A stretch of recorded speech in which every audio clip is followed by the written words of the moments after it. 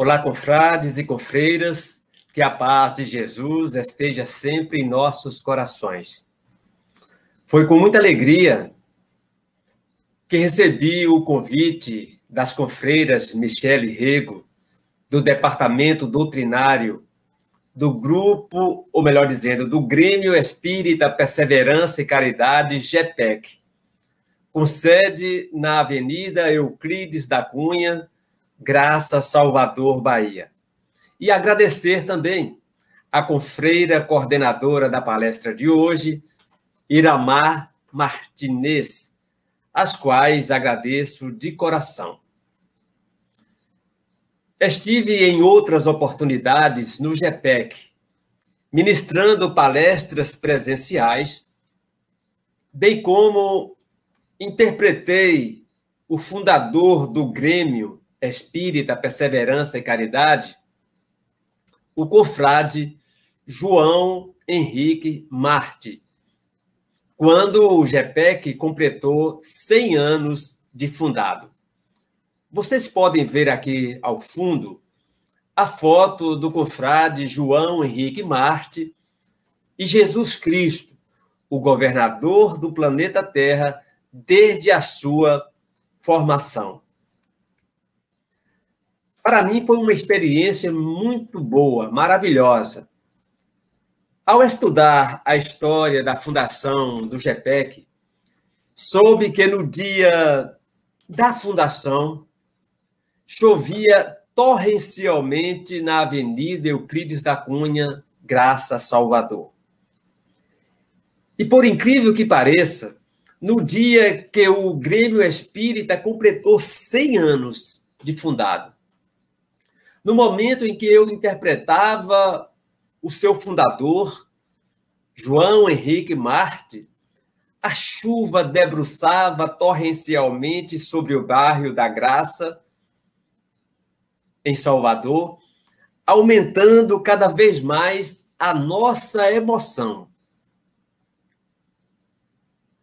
Mais uma vez retorno a essa casa espírita, agora online, para estudarmos juntos mais uma vez a doutrina dos espíritos, o espiritismo, esse manancial de amor e sabedoria que Jesus depositou em nossas mãos.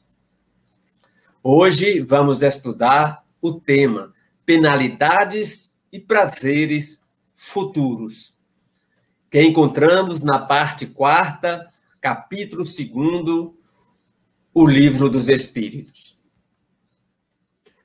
A doutrina espírita nos orienta que não basta se arrepender dos males praticados. E muitas pessoas acreditam que no final da existência, no momento que ocorre a morte do corpo físico, e aqui eu quero abrir aspas para dizer que a morte do corpo físico é diferente de desencarnação. O corpo morre, mas muitas vezes o espírito não desencarna imediatamente.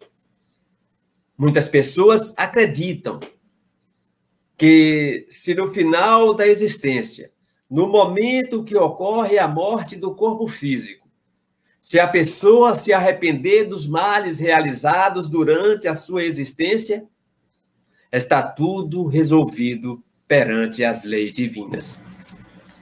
Com o estudo da doutrina espírita, codificada por Allan Kardec, os espíritos superiores nos orientam que não é bem assim que funciona. Com certeza, o primeiro passo é o arrependimento.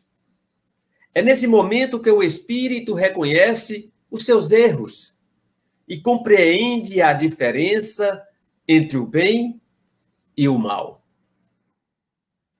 Quando o arrependimento acontece no plano físico e o espírito ainda tem tempo para começar a se corrigir, ele terá uma grande oportunidade de progredir na vida atual. Ainda encarnado, reparando dessa forma a sua falta na mesma existência. Quando o arrependimento acontece no plano espiritual, o espírito desvencilhado da matéria tem uma visão mais ampla das suas imperfeições. Ali, ele compreende a diferença entre o bem e o mal.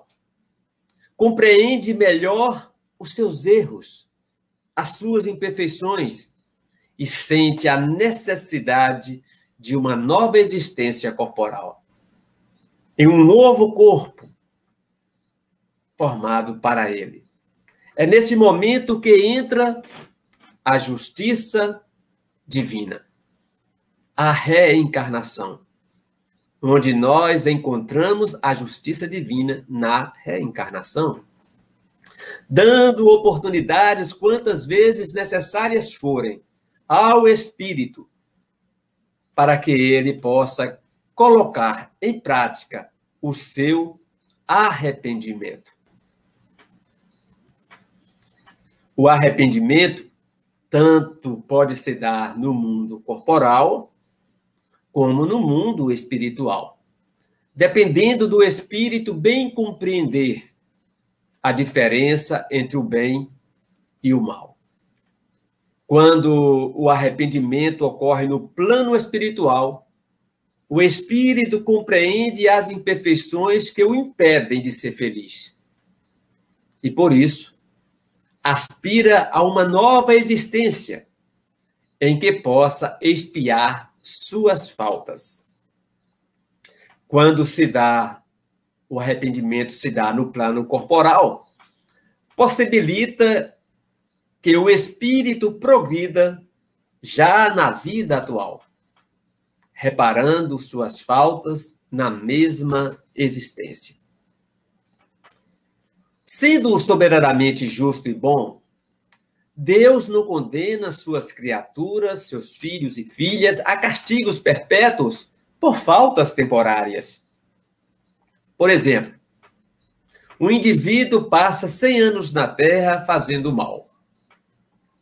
Ao retornar para o plano espiritual, se Deus o condena a castigos perpétuos, e se Deus não é soberanamente justo e bom, não é, pois estaria cobrando juros e correções monetárias altíssimas, além do que o espírito deve. Deus é justo e é bom. A todos sempre oferece os meios de progredirem e repararem o mal que fizeram. A lei divina exige o arrependimento da criatura, a reparação. Não só o arrependimento, mas a reparação e o retorno ao caminho do bem. De sorte que a duração do castigo, castigo entre aspas, porque Deus não castiga ninguém, nós mesmos que nos castigamos, a duração do castigo é proporcionada à persistência do espírito no mal.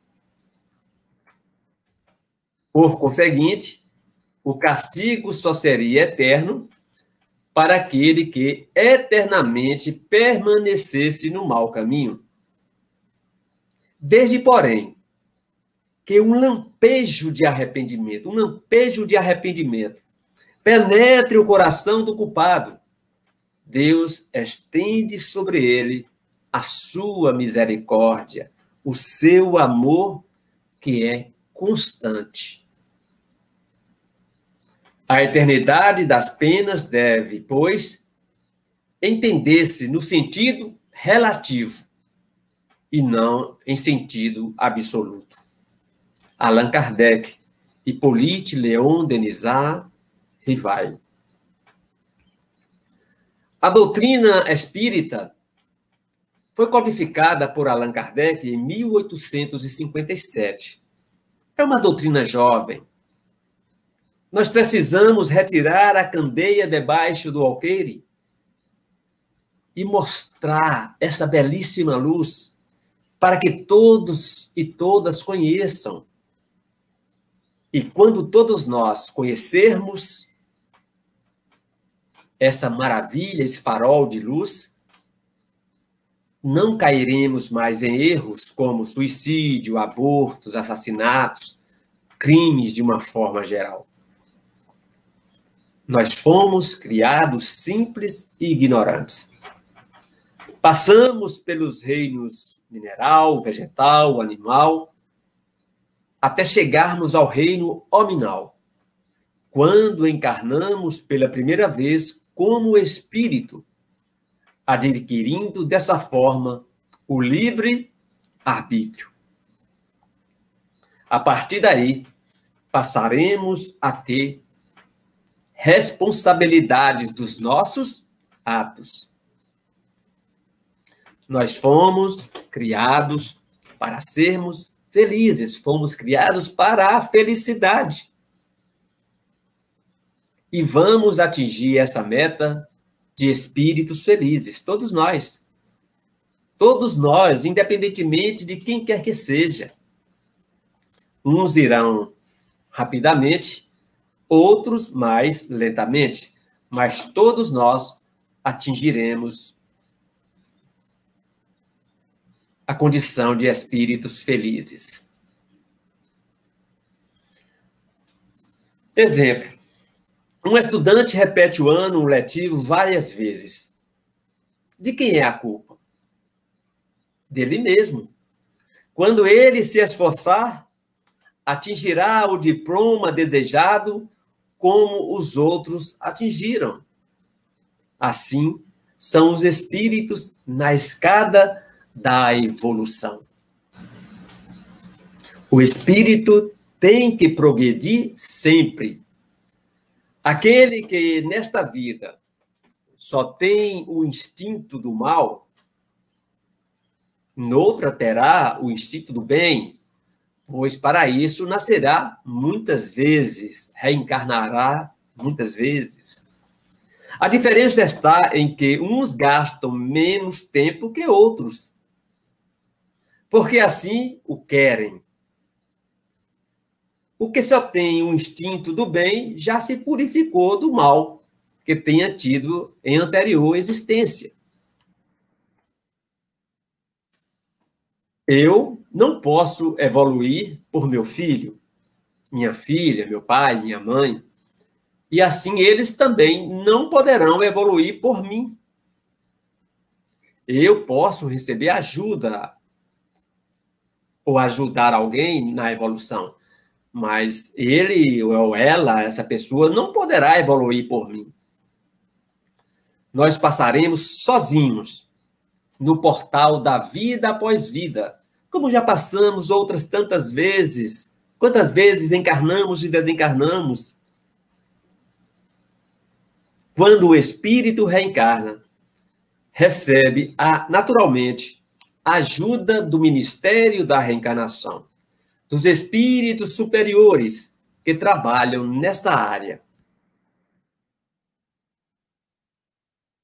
O ser humano, ele é composto de corpo físico, corpo espiritual, perispírito, denominado perispírito, e o espírito, onde estão armazenados todos os conhecimentos, todas as experiências de vidas passadas. Nada se perde. Quando o espírito reencarna, o perispírito, que é elástico, fluídico, semimaterial, une ao corpo físico molécula a molécula. E o espírito começa o processo de esquecimento do passado. Esse processo acontece pela bondade divina, pelo amor que Deus tem para com seus filhos e filhas, para que essas lembranças das vidas passadas não interfiram na atual existência. Já pensou uma mãe lembrar que seu filho foi o seu algoz do passado? Vai interferir na atual existência. O espírito reencarna com uma programação, e por esquecer essas programações, desviam do caminho muitas vezes. Ao retornar para o plano espiritual, o perispírito se desliga do corpo físico, também molécula a molécula, desprendendo-se primeiramente das extremidades. Por isso, o corpo começa a esfriar dos pés, das mãos. O último a desligar é a região da cabeça, como nos informa Jacó no livro Voltei. Os espíritos que estavam trabalhando no processo de desencarnação de Jacó precisaram levá-lo para a praia, para a natureza, perto da natureza, para que Jacó, em contato com a natureza, pudesse colaborar na sua própria desencarnação. E foi isso que aconteceu.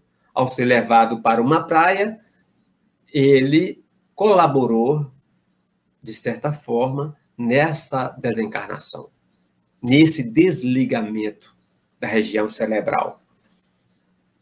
Só lembrando que Frederico Figner, que no livro adotou o pseudônimo de Irmão Jacó, livro psicografado por Chico Xavier, prometeu escrever do além-túmulo tão logo lá chegasse, e assim o fez. Observe bem, Jacó trabalhou intensamente para o Cristo na seara do bem, nas fileiras do espiritismo no Brasil. Mesmo assim, ele teve dificuldades na sua desencarnação. O homem que não reconheceu suas faltas durante a vida sempre as reconhecem depois da morte. E então mais sofre porque sente em si todo o mal que praticou ou que foi voluntariamente causa. Então, o arrependimento nem sempre é imediato. Há, no entanto, espíritos que se obstinam em permanecer no mau caminho, não obstante os sofrimentos por que passam. Cedo ou tarde, porém, reconhecerão o erro e o arrependimento virá. Para esclarecê-los, trabalham os bons espíritos nestes esclarecimentos. A prece no arrependimento. A prece é de suma importância em todos os momentos de nossas vidas. Quando oramos, nós movimentamos o fluido cósmico. E essas vibrações chegam até aos espíritos superiores, que são os intermediários de Jesus. A prece só funciona realmente quando ela sai verdadeiramente do coração, com uma potência vibratória intensa, fazendo ondas gigantes nesse fluido cósmico. E o espírito, quando se arrepende e faz uma prece fervorosa, com certeza a prece terá uma importância muito grande nesse arrependimento. A prece só tem efeito sobre o espírito que se arrepende, com relação aos que, impelidos pelo orgulho, se revoltam contra Deus e persistem nos seus desvarios, chegando mesmo a exagerá-los, como fazem alguns desgraçados espíritos. A prece nada pode e nada poderá, senão no dia em que um clarão de arrependimento se produza neles. Ao desencarnar, o espírito não muda de súbito. O espírito mau continuará mal no plano espiritual após a morte. Esse espírito, claro, modifica-se com os estudos, pelas reflexões e pelo sofrimento que é a mola propulsora da evolução. Lembrando que fomos criados para sermos felizes. Depende de cada um de nós. Lembrando que no plano maior, o espírito continua com a sua individualidade, com o seu eu interior, nessa nova dimensão. Da mesma forma que eu estou aqui falando com vocês, com a minha individualidade, com os meus conhecimentos, ao deixar o corpo físico, continuarei com a minha individualidade, com os meus conhecimentos. Apenas estarei fora do corpo físico. Então, eu deixo o corpo físico, fico com o corpo semimaterial, elástico, fluídico, semimaterial, que é o perispírito, e o espírito, eu espírito. Eu espírito. Então, não se deve perder de vista que o espírito não se transforma subitamente após a morte do corpo físico. Se viveu vida condenável, é porque era imperfeito. Ora, a morte não o torna imediatamente perfeito, não. Pode, pois, persistir em seus erros, em suas falsas opiniões, em seus preconceitos, até que se haja esclarecido pelo estudo, pela reflexão e pelo sofrimento.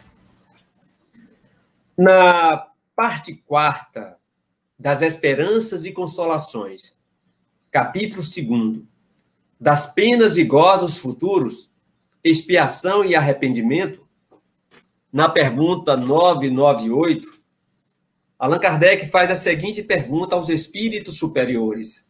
Pergunta 998. A expiação se cumpre no estado corporal ou no estado espiritual? E os espíritos respondem, espíritos superiores respondem.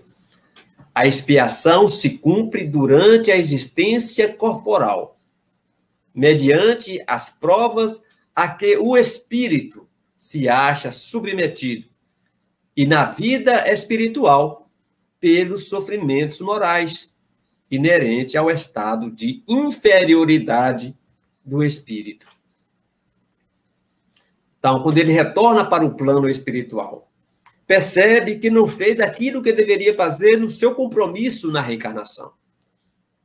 Ele sofre moralmente com isso. E começa, então, a trabalhar uma nova existência para a reparação. Nós vamos, então, falar agora sobre o Livro dos Espíritos, comentado pelo Espírito Miramês. A expiação se cumpre mais acentuadamente no estado corporal. É por este motivo que existe a reencarnação, para acordar a alma que dorme, qual a dinamite que abala a rocha, no sentido de que venha a ser útil aonde for chamada a servir. É justamente na reencarnação que encontramos a justiça divina, que nos dá oportunidades quantas vezes necessárias forem para expiarmos as nossas faltas. Quando a alma passa a vida toda na carne, sob o guante da expiação, sem intervalo para o espírito meditar, essa expiação, por vezes, continua depois do túmulo, pelas linhas morais, amolecendo sentimentos e abrandando o coração. Os processos de despertamento das almas são rigorosos, quando é preciso, e a sua continuação, quando necessário, atravessa séculos. No entanto, a intenção da vida é acordar o sentimento de amor. Acordar o sentimento de amor em todos nós. Um dia aprenderemos a amar, cedo ou tarde. Todas essas dificuldades, as expiações, as provas que o espírito encontra na sua trajetória, é para o seu próprio bem. Deus não castiga ninguém, nenhuma de seus filhos e filhas. Nós mesmos nos castigamos. Nós estamos colhendo hoje aquilo que plantamos ontem e colheremos amanhã o que estamos plantando hoje. Isso, quando não cumprimos as leis de Deus, surgem os castigos, entre aspas, provocados por nós mesmos. A inferioridade do espírito atrai para junto de si todos esses tormentos, continua Miramês, como conjunção que Deus lhe dá em direção certa à luz da liberdade. O livro dos Espíritos oferece pontos de luz para a meditação dos espíritos chamados e amadurecidos para essa compreensão. Nós, por ensejo que a vida nos dá, devemos agradecer a Deus por essa bênção do céu, que nos ajudam a abrir os olhos, ao invés de esperarmos a morte, para recebermos as lições de vida. Essas lições já desceram do céu ao nosso encontro pela doutrina espírita.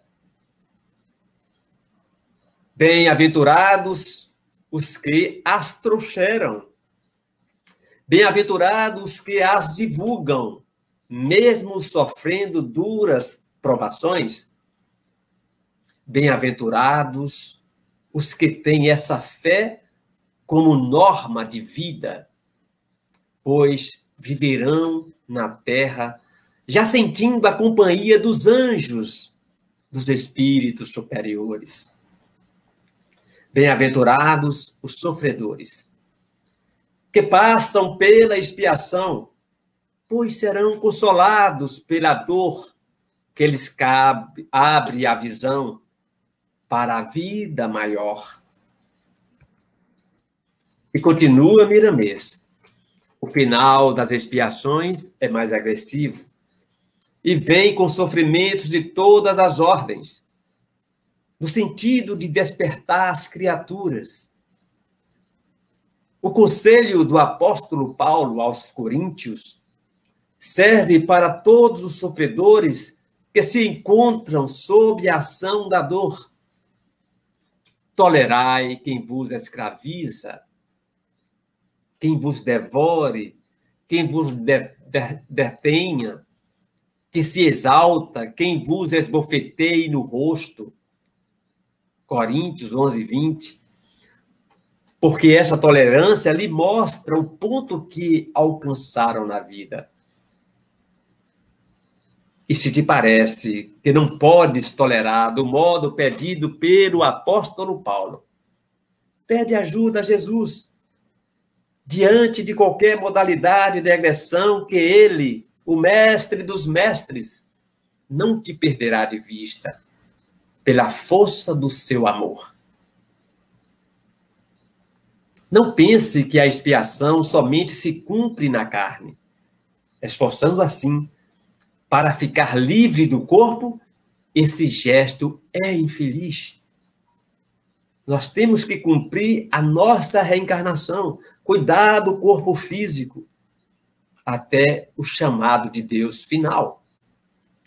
A expiação atravessa o túmulo, desde quando o espírito não esgotou as suas faltas, ou precisa de mais processos para o devido despertamento dos seus valores. A carga que a humanidade está carregando nos ombros, de expiações, de provas, é terrível. O fechamento do ciclo está se processando e os próximos acontecimentos provavelmente não serão bons. Para extirpar um tumor maligno, é necessário a violência da cirurgia. Vamos pedir a Jesus que nos abençoe pela coragem e a fé. Confiemos em Deus, que Ele é o Pai que sempre guia seus filhos e filhas para a luz. Nós do mundo espiritual, já despertos para a oportunidade do trabalho, estamos com as mãos dadas para despertar mais almas para o arrependimento sincero, no afã de que brilhe a claridade de Deus entre os seres humanos. Miramês.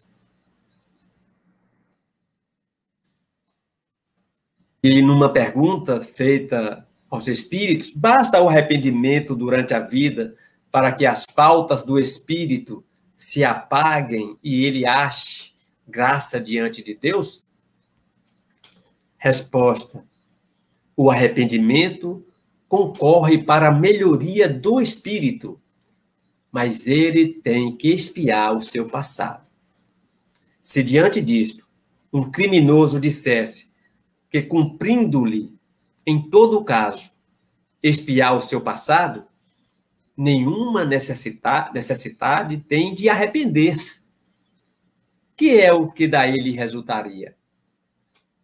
Tornar-se mais longa e mais penosa a sua expiação, desde que ele se torne obstinado no mal.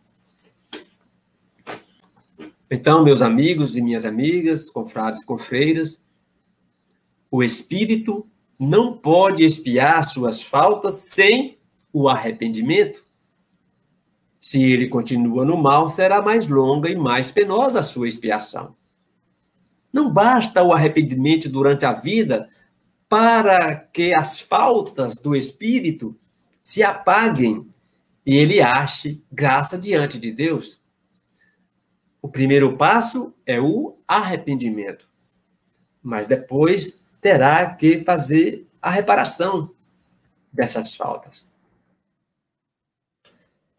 Então, já desde esta vida, poderíamos ir resgatando as nossas faltas? Agora eu posso já começar a resgatar as minhas faltas, sim, reparando-as, mas não criais que as resgateis mediante algumas privações pueris, ou distribuindo em esmolas o que possuirdes, depois que morrerdes, quando de nada mais precisais. Deus não dá valor a um arrependimento estéril, sempre fácil, e que apenas custa o esforço de bater no peito. A perda de um dedo mínimo, quando se esteja prestando um serviço, apaga mais faltas do que o suplício da carne suportado durante anos, com objetivo exclusivamente pessoal.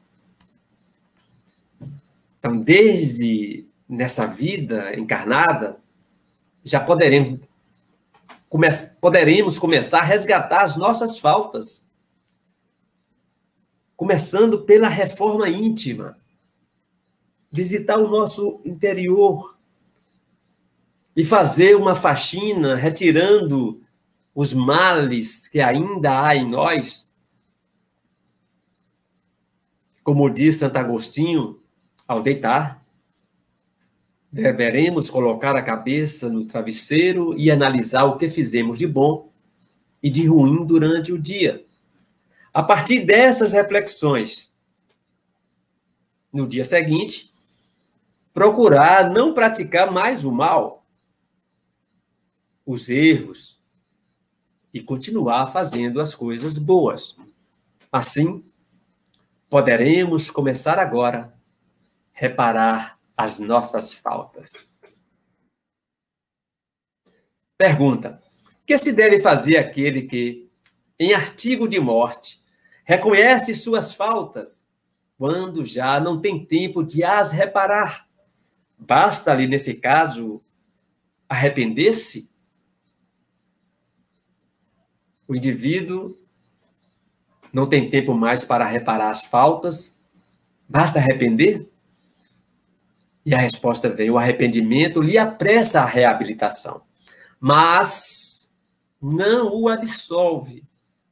Diante dele não se desdobra o futuro, que jamais se lhe tranca.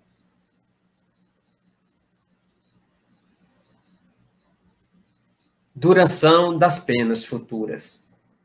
Quanto tempo durará as penas futuras, depois da morte do corpo físico? Vai depender de cada um de nós, de cada espírito. Se compreendermos mais rapidamente o mal que praticamos, com certeza essas penas se cessarão mais rápido. A doutrina espírita nos esclarece que não existe o céu ocioso,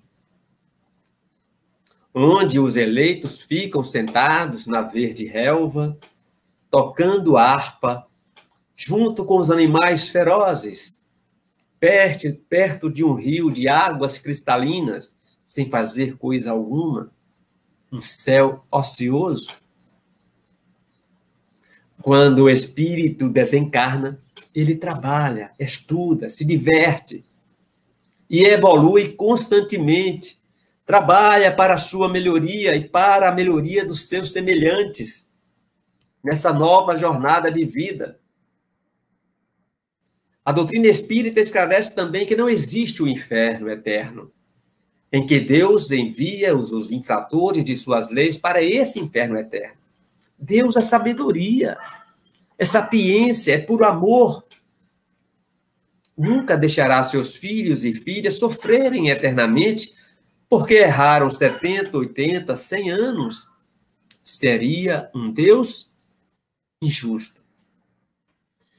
E os espíritos superior, São Luís, diz assim: tudo no universo se rege por leis que revelam a sabedoria e a bondade de Deus. Assim também a duração dos sofrimentos do culpado na vida futura. A duração e a natureza dos sofrimentos dependem do tempo necessário para que o culpado se melhore, à medida que progride e que os seus sentimentos se depuram, seus sofrimentos diminuem e mudam de natureza. São Luís. Para o espírito sofredor, o tempo parece mais longo, pois para ele não existe o sono. Para os espíritos que já chegaram ao certo grau de purificação, o tempo se apaga diante do infinito. O espírito não pode ser eternamente mau, sem jamais se arrepender e melhorar. Por isso, seus sofrimentos são temporários. Deus não criou seres destinados a permanecerem perpetuamente no mal. Claro que existem as zonas umbralinas, regiões tenebrosas, que parecem um verdadeiro inferno, e o espírito que ali está pensa sofrer eternamente pelos ensinamentos que receberam em vida. André Luiz, por exemplo, descreve muito bem essas zonas umbralinas no livro Nosso Lar, e também o filme Nosso Lar, podemos ver com mais clareza, as situações dos espíritos que ficam naquelas regiões de sofrimentos. Mas lembrando que são sofrimentos passageiros, temporários, não são eternos. Cedo ou tarde, o espírito sente a vontade de progredir, pois é irresistível a necessidade de sair da inferioridade e se tornar feliz. Sábia e magnânima a lei que rege a duração das penas, porquanto subordina essa duração aos esforços do espírito. Jamais o priva do seu livre-arbítrio. Se deste faz ele mau uso, sofre as consequências. São Luís. Não é espírito que nunca se arrependam de seus erros. Há aqueles cujo arrependimento se manifesta tardiamente. Pretender que nunca se melhorarão seria negar a lei do progresso. Ao espírito podem ser impostas penas por determinado tempo, mas Deus que só quer o bem de suas criaturas, acolhe sempre o arrependimento infrutífero, jamais fica o desejo que o espírito manifeste de se melhorar. São Luís. E na questão 1009 do Livro dos Espíritos, assim, as penas impostas jamais o são por toda a eternidade? Olha a pergunta. Assim, as penas impostas jamais o são por toda a eternidade? Resposta dos espíritos superiores. O espiritismo dá ao ser humano uma explicação racional para as penas futuras. Se as penas fossem eternas, teríamos um Deus vingativo e cruel, inflexível e punitivo, um Deus inferior ao ser humano, que é capaz de perdoar. Eis aqui uma das inconsistências da crença nas penas futuras. Segunda inconsistência. Se Deus tem conhecimento do passado, do presente e do futuro, tem conhecimento de que aquele espírito falhará em suas provas e, portanto, o criou para errar e falhar, onde fica a justiça de Deus? Com a teoria das penalidades relativas, tudo isso se justifica. Deus dá ao homem o livre-arbítrio e a oportunidade de reparar seus erros e se firmar no bem. Através de seu próprio esforço, o ser humano vai se melhorando. E para encerrar a nossa fala de hoje, já agradecendo a grande oportunidade de estar aqui no Grêmio Espírita Perseverança e Caridade, GEPEC, vou declamar o poema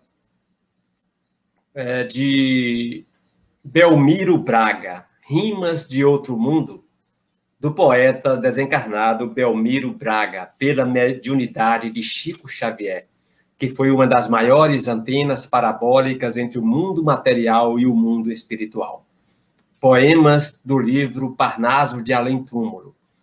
Belmiro Braga nasceu a 7 de janeiro de 1870, em Juiz de Fora, Minas Gerais, e desencarnou em 1937, também em Minas, em Juiz de Fora. Iniciou-se na vida comercial e foi depois notário público, poeta, comediógrafo e jornalista nato. Popularizou-se, sobretudo, pela singeleza e espontaneidade da sua musa. Era membro de realce da Academia Mineira de Letras, da qual foi um dos fundadores. Chamaram-lhe Rouxinol Mineiro.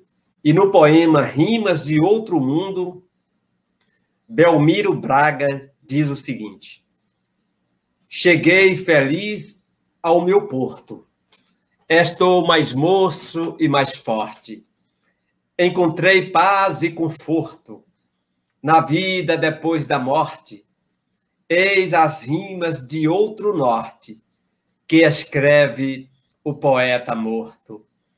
Com a ignorância proterva que a morte é o fim, o homem pensa julgando no talo de erva a paisagem linda e imensa. Ah, feliz o que conserva as luzes doces da crença. Quanta gente corre, corre, ansiosa atrás do prazer, sonha e chora, luta e morre, sem jamais o conhecer. Não há ninguém que se forre sobre a terra ao padecer. Fecha a bolsa da ambição, não corras atrás da sorte, venera a morte que te exorte nos dias de provação. Tem coragem, meu irmão, ninguém se acaba com a morte.